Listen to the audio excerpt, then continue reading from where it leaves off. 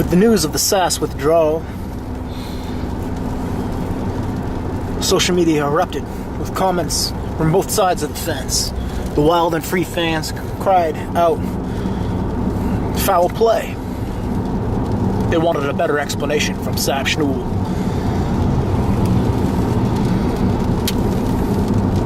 Or Bruce Lee. But I think at the heart of the story, this is a tale of Minnesota. A Grand Marais boy, Mark Nordman, and a Minnetonka boy, Brent Sass. Who's got more of the Duluth in him? Minnetonka or Grand Marais? A couple Minnesota boys rubbing shoulders the wrong way. Perhaps.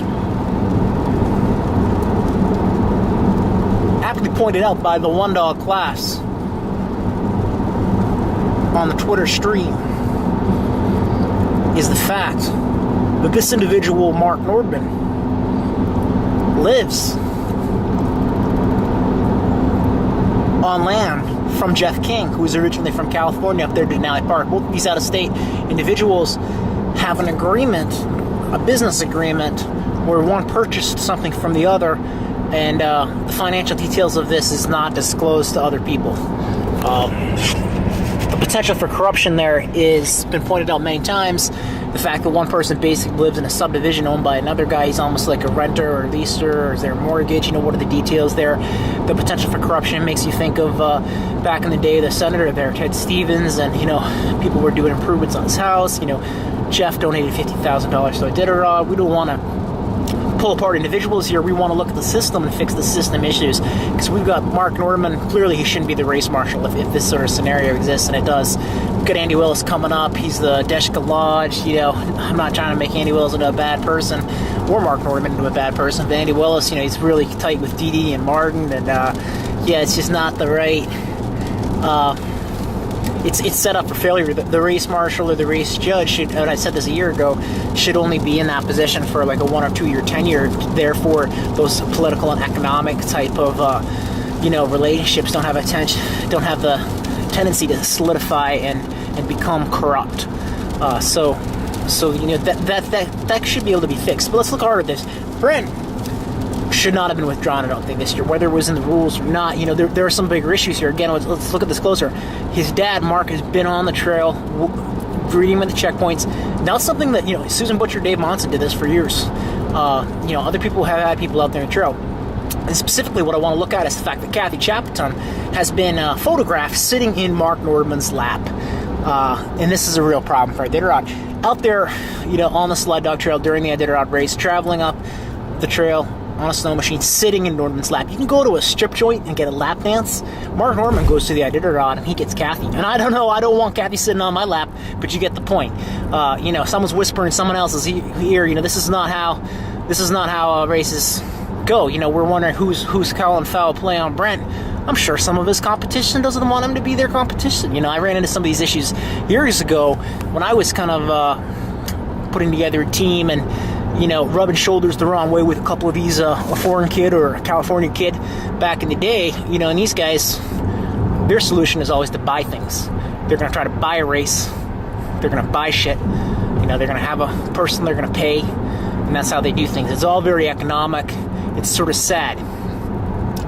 So you've got Kathy sitting in Nordman's lap. Nordman's living on land from Jeff King, and Nordman's making the decision to have Brent Sass disqualified from the Iditarod this year, and he just won the Quest. And the Quest, let's look harder at this. The Quest changed the rules after Brent's mishap the year before, and Bruce Lee was one of these guys. I don't know what he's doing on Insider. I know no one pays the Insider subscription. No one wants to hear Bruce Lee talk about anything. I sure don't.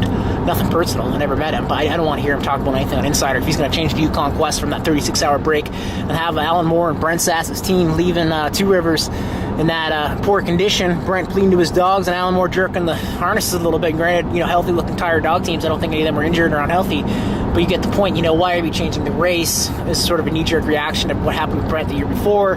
You've got all the spot trackers out there. People are right and left the last couple of years pushing these spot trackers, and we're making so people can't have cell phones. Sort of like what happened with the Cusco this last year, where the Boozer Boys took a shortcut, cut the corner, kind of took the easy way out, trying to get victory that way instead of buckling down, working hard. Had the handlers do the work, got the money from Mary Lou Whitney. Didn't work in the economies, didn't work the real jobs. Just kind of the pussy way out is what we call it, the boozer way, the pussy way, cut the corner. First year Boozer went to the Kuskokwim 300 sled dog race, he flew the course on a plane because he wanted to cut those sloughs and cut those corners. And that's been going on for years with Martin. When he took me to the Cusco, he specifically mentioned that, cutting that corner, the lights, you can see in the distance, you cut the corner. And the rules haven't really caught up with the technology, is what we're seeing in sled dog races. And I heard Myron Angstman out there in Bethel, he wrote sort of a similar post. The rules haven't really caught up. And I don't think, so Martin's been cutting that corner in the Cusco for years. Everyone's like, wow, he cut the corner. We finally saw him do it because it was on the GPS. But this kid's been, the European's been cutting the corners for as long as you can imagine. And, cash under the table, cutting the corner in the race, whatever you can imagine, getting the big money from Mary Lou, ripping off from his handler the business idea. That's been going on. So that's nothing new. Not a shock to me at all. The biggest thing, what I'm seeing here with the sass withdrawal is Brent's got a lot of fans. He's got a big social media base. He posts little videos. Dad and family, Minnesota, really big behind him. We got another Minnesota boy here. Grand Marais boy, Mark Nordman. Ran a couple of races, got into the race marshal, and become very much a political figure in the economic and political relationships, that web of relationships. You look at any sort of political figure, governor or mayor or anything, there's a 4-year, an 8-year, whatever, president, there's a tenure there, a council member, board member, anything, and you're not going to have someone in there at the longevity that this Nordman has been with the Iditarod. And I remember back in the day as well, Norman says some things, Norman is, it's really clear the guy shouldn't, and the biggest thing is I don't want to tear apart the individual, because I remember years ago Swingley was all getting mad at one of the post-race mushers meeting in Nome, and Iditarod, and he was very excited about Jack Niggermeyer telling the people that the trail was good and the trail wasn't good, and trying to personally attacking him. And that's not what I want to do with Mark, because we're going to have Andy Willis ushered in to be his replacement here in a year or two, or maybe right now. And what you got to do is, there's a lot of money going into that position. You got to it's got to be a shorter term position. It's got to be like a 2-year position, because Mark's stuck in the position, and these other people are sort of trying to bribe and pay him, get the influence and the political. It's not the individual's fault. It's the system's fault. So I do acknowledge that. I don't want to tear into a Boozer or a Brent or Nordman or any of these guys, because that's not the intent. You have to look at the system through the magnifying glass, identify the system faults, and sort of connect them, just like you were looking at a river where the river's braided. These guys are out there on the Yukon and the Tanana River, kind of right up there where Runyon wrote his big book. And Runyon's not up there commentating this year. Actually, a year ago I wrote him a letter. I was like, Runyon, you really probably should, kind of take a step back from doing your commentating. And I also sent a letter to Mark Nordman. I said, Nordman, I think you should probably step back from this. And Nordman didn't do it, but Runyon did. And I don't think Runyon's a bad guy, and I don't think Nordman's a bad guy, but I think the evolution of the sport and the racing, and again, kind of alluding to the political implications of some of this stuff. Runyon wrote a book, and it was a marvelous book, I thought, and I know a lot of mushers enjoyed it for his tales of living very much close to a subsistence lifestyle, traditional history, trap line up there, Tanana and Nana, and living off the land, the big freight sled, the big team, camping out a lot, cutting the spruce boughs. Now you go to Eagle River, Alaska, kind of close to where the Anchorage Restart is. There are a lot of the state parks, a lot of areas in Alaska, trying to sort of put the magnifying glass again on the system and look at the intersection of conservation and development is what we're looking at here. It's sort of the dogs and the mushing and the tradition of the history and the native peoples, the subsistence aspects are sort of emblematic of the racing. And it's sort of been taken over and evolved into this thing that's almost like, cars, and it's money, it's become this economic, it's building businesses. You can look at the CVs down there in Seward and their monopoly of businesses and how they sort of have commandeered the National Geographic brand and have these invitation-only reality, quote-unquote reality television shows. And, I'd be more than happy to sit down with Danny Seavey. Years ago I went and visited him there in Seward, and he gave me a sled dog ride for free. And I do not at all think the Seaveys are bad people. You know what I mean? That's not what we're doing here. But we are pointing out, they got this reality show or whatever you want to call it. it's invitation only. It's not open to anyone. It's not a competition. You can look at Iditarod. I mean, I worked on fire crews in Alaska. You can travel around Alaska. Iditarod is not open to anyone, you know, with the work ethic and the talent like the one dog class would be. Iditarod is something for people who, you know, are like business owners, you know, running, like, you look at Dallas again, he kind of inherited a role in the business as a business owner. You know, he's got the sponsor or whatever. His brothers didn't get the same opportunities. I almost promise you, again, I've said this before, you know, Danny or Terrell, and you look at like the slew of different handlers that work for Martin Booster, you know, the few, there's quite a few that probably could pilot a pretty good team. And honestly, I think you could say the Boozer boys, Martin and Rowan, are probably the weak link right now in that program. Objectively looking at it, I think some of these younger guys, after a couple years working there, have more drive, more initiative. You know, certainly Martin's spent a tremendous amount of time on the trail, but I think a lot of his competitors would also acknowledge the fact that that focus and that, you know, it's just the same thing. You see a 20-year-old. You look at the CrossFit Games, you see these new faces popping up, and these old guys are kind of driving the golf carts around and commentating and watching, and that's kind of, you know, that's kind of weird what's happening here. You see Jeff out there, Denali Highway, he's training a Jeep, not a sled. You know, it's not the same thing. These guys are older, they've got injuries, I acknowledge all of this, I'm not trying to be negative, but back to Runyon, back to that braided river, how we want to sort of correct these issues, you know. Runyon, back in his world, you know, you cut the spruce boughs and you put them down for the dogs. You're out the trap line living with your dogs. You don't have to build a fucking house for the dog every night. You know, there's some differences between the recreational mushers, the people who are down here in the States, and also the people who are in Alaska living off the land and working with the dogs. And then you've got the people who are working in the tourism in Alaska and racing the dogs. And, you know, Runyon's a couple 20, 30 years ago, and his sort of style and way of doing things, and, you know, some of the things he writes about in terms of the culling and, you know, the kind of the puppy milling and breeding a bunch of dogs up, you know, still goes on with some of these kennels. But, you know, you've just got differences in understanding and knowledge, and it's just cultural differences of way of doing things. You know, you can have my dog that was without a house in Montana and chained to a tree or whatever, and you can put him up in Alaska without a house, no one's going to say anything, but you put him down in Montana, and, you know, people in Montana are fucking idiots. You know what I mean? Not everyone, but you get the point. Some of the mushers there are fucking idiots. Like Jason Matthews there in Livingston, kind of a real dumbass. Like I just sort of, you know, he was saying how it was better business for him not to give the Kardashians a sled dog ride, and, you know, the guy he's just a lying piece of shit. You know, sort of like that Rob Greger kid, Kara Greger. You know, and again, you know, it's, you know, they could be my brothers or whatever from a different mother in a different, hold the light at a different angle. So I don't want to tear them down as individuals, but there isn't very much consistency in how the dog mushing and how you look at things. So you have to acknowledge that when you're going into this thing, and also with all the technology advances, you know, no one should really care about Brent using a thing except for the fact he's kind of stepping on their toes. He might win the race, you know, and that's kind of like me back in the day. So I empathize with Brent, even though I'm really truly not a wild and free fan. You know, you know, I don't got a sticker, I don't got a badge, I didn't sponsor one of his dogs. You know, I think he's probably just as likely to shoot a dog as some of these other boys. And I don't want to, you know, again, I don't want to provoke or poke fun here. But I do want to acknowledge that this could be simple as a couple Minnesota boys squaring off. We got a boy from Grand Marais, Marky Mark Nordman, Marky Mark and the Funky Bunch, and we got an old boy from Saskatoon, Minnetonka, Brent Sass. But the point is, Brent's dad is out there on the trail. So for rules to break with Brent's dad out there, forget about the iPod or whatever. Sure, there's tons of potential. You know what I mean? And with Kathy out on the trail for years now, sitting in Norman's lap like that, and Norman in, you know, Jeff King's land, you know, Norman's going to be listening to Kathy, and he's going to be listening to what Martin has to say, and what you know, Jeff has got to say. He's living right there, Jeff. You know, whether someone wants to say that's the case or not, that's what's going on. You know, so that, you know. So it's just like a sports team, and you got someone new who's coming up, and they don't really want them there. But you need to have more objectivity there, and you need to have more of equal lens across the board, consistency of looking at this stuff, so that these sort of imbalances and these sort of political figures and these sort of decisions, like me back in the day, you know, everyone's trying to get me out of there just because I'm not friends with Martin anymore. You know what I mean? So you have these issues.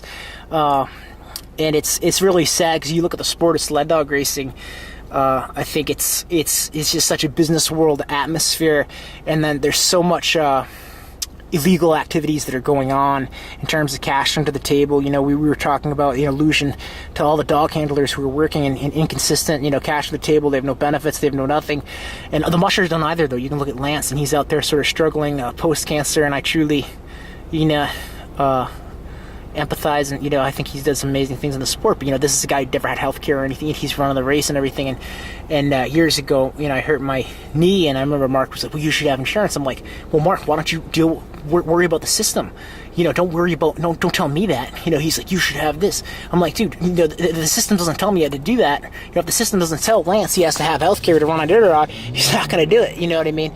Maybe they should have a fucking sponsor for healthcare or something for Iditarod to connect to that initial mission of helping other people and stuff. You know, there's a lot of room to improve the brand and to reconnect the brand. I think that's a lot of that to health, fitness, you know, environmental health, etc. And one dog class is something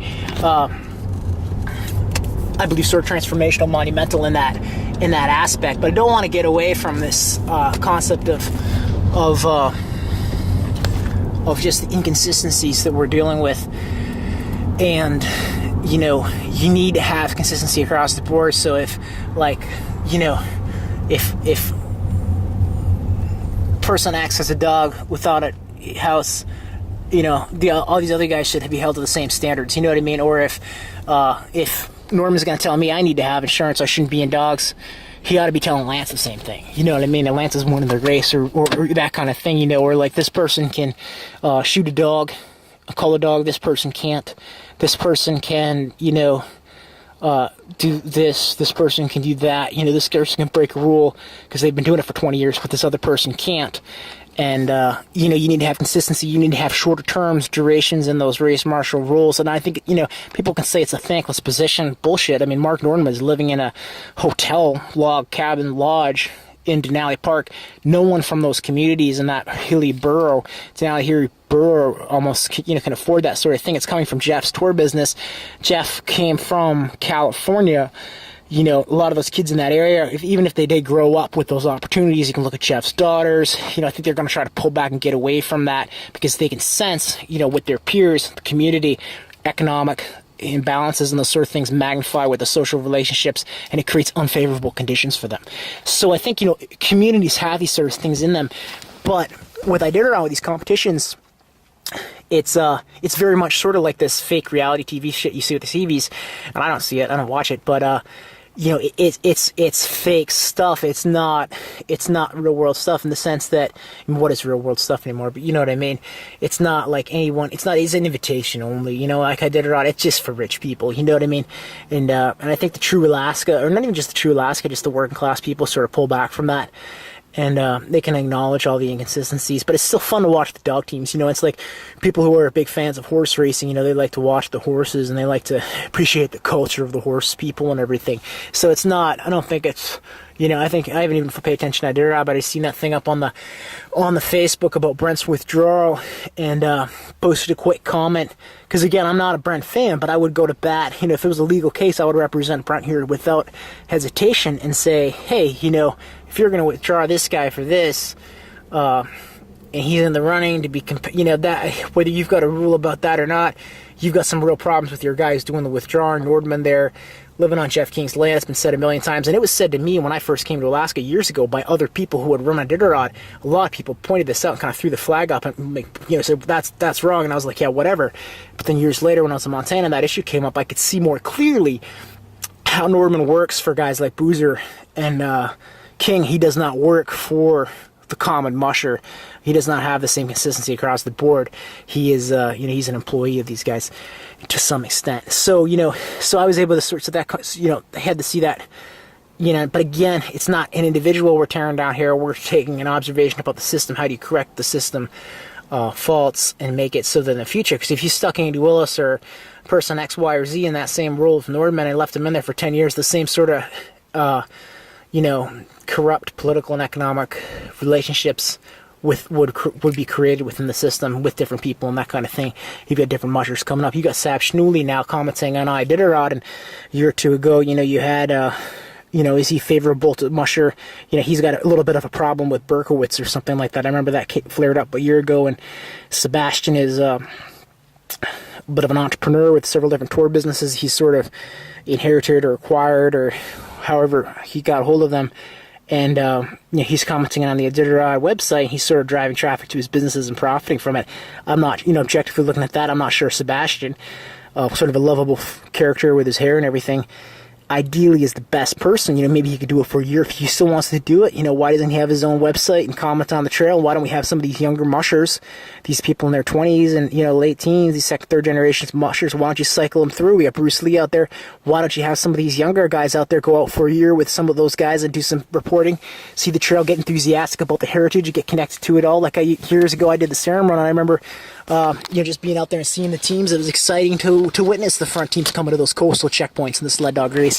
And look at the teams, look at the dogs, and see the mushers' reactions and that intensity from observing that. It costs quite a bit of money to get out there. You could have them go out there, do a little reporting, and cycle them through that. So it's not the same person up there all the time. If they wanted to go tag along with Bruce one year, maybe something like that. I don't know, but the dog mush. But again, I just want to point out, Bruce is there. He's been out there for years at those checkpoints sitting next to Mark Sass. And we've got the Yukon Quest now changed, and Bruce Lee is a champion of that change in the Yukon Quest, the 24-hour layover. And Brent, didn't want to comment on that, and I don't think Brent might have had anything to do with that, but, the issue the year before, the concussion or whatever happened there with the dogs and everything, and things happen, he's pushing the race, it's understandable, but they changed the race, and they changed it, not just the 36 transition to the 24, the shorter duration break in Dawson. They actually put some structured rest in some of those checkpoints, and Brett had been pushing out of the checkpoints, resting on the trail, and the change in the race forced Brent to run his race a little differently with his dogs and stay in some of those checkpoints, and more so than the 36 transition to the 24. I think those changes really benefited Brent and allowed him to position himself to win the race this year. I think if they hadn't made those changes to the Quest, Brent would have won. Brent would not have won the Quest this year. I think Alan Moore would have. And I think you can see, if you look back, scroll through the archives of the newspaper articles, Susanna Caldwell, or whatever her name is, for Alaska Dispatch, did an interview with Alan Moore about that change right after the change to the Quest rules. And he sort of pointed out he thought it would be a negative thing from the care and the health condition of the dogs. Objectively looking at less rest, and he wasn't really sure why they were doing it. He said specifically he thought they were doing it because of the thing that happened with Brent. So you've got some issues there. In the magnifying glass, we've got Bruce and Mark Sass out there right next to each other. Potential for some corruption, for some rule change, and Brent might not even want that. You know what I mean? Because Brent's not his dad. In the Quest, potential for something to go on there, and then on the other hand of this, you've got a friendship to develop between those guys. That's not necessarily a bad thing, but it's also not necessarily a thing that's about the health of the mushing community for a consistent, unbiased approach to enforcing rules and building races and building, for the future and how that evolves. And you also got, Norman living on Jeff's land, their potential for some corruption or friendship or something unethical, in terms of looking at other people, competition, people, the potential for those things is there. And the same thing, Kathy Chaplin out there year after year after year sitting on Norman's lap. And I certainly wouldn't want Kathy, I say this jokingly, sitting on my lap, but there's strip clubs all over the place. People go for lap dances, you know what I mean? So there is an intimacy, I think, in that sort of position, and I think it's a fair and reasonable thing for someone objectively looking at this to kind of throw the flag, and kind of raise your hand and say, whoa, guys, this isn't how this should be. You know what I mean? If you guys want to be friends, friendships abound. You get someone who's run the race for 20 years, but there's a difference between a friendship and enforcing rules in a way that's not consistent over time and looking, and how you deal with things. And so it's just some pointers there. Again, we looked at Runyon. I think Runyon's sort of transitioned. He's backed off a little bit. I didn't want to attack Runyon, and I didn't want to do it because I think you look at that book, that part of that's the evolution, those dog mushers in the villages, this cutting the spruce. You can go to a state park in Alaska, Eagle River State Park or an Anchorage or something, or even Willow. You go to Willow, Nancy Lake State Park, and you cut a tree limb off a tree by one of those little cabins or something. Those rangers are going to be all over you because it's the state park, blah, blah, blah. But if they're getting paid all their money, to milk the government system and go out there and groom the little trails or whatever. But you get the point. Back in the day on a dog team, you go out and you travel. You didn't have to carry a bale of hay. You cut some spruce boughs and you be hunting, you be fishing. It's a philosophically and it's a culturally, it's a different thing than what we're dealing with now, and that's a point that's just magnified by the advances in the technology. How you see the GPS trackers nowadays. I certainly wouldn't pay the Iditarod Insider anything. You know what I mean? But I'm at the point as a music artist where I'm trying to get my stuff, beginning to transition to get my stuff on, to be able to sell it, iTunes, do whatever. And the quality of my work, I know, is so high. I don't want to just be like, just giving stuff away too much anymore. I've got a couple good songs on there. You should check them out. And on that Last Frontier Equalines Vimeo, Vimeo channel, shameless plug there. And also with the One Dog Class, there's some good podcasts on there. That one, an hour long and half hour long podcast that sort of addresses this stuff as well. But I want to throw it out there. Not at all Wild and Free fan, not a Brent Sass fan, but there's some problems with the withdrawal. I think you can have someone jump on and say, well, it was just in the rules. Well, I don't think the rules allow for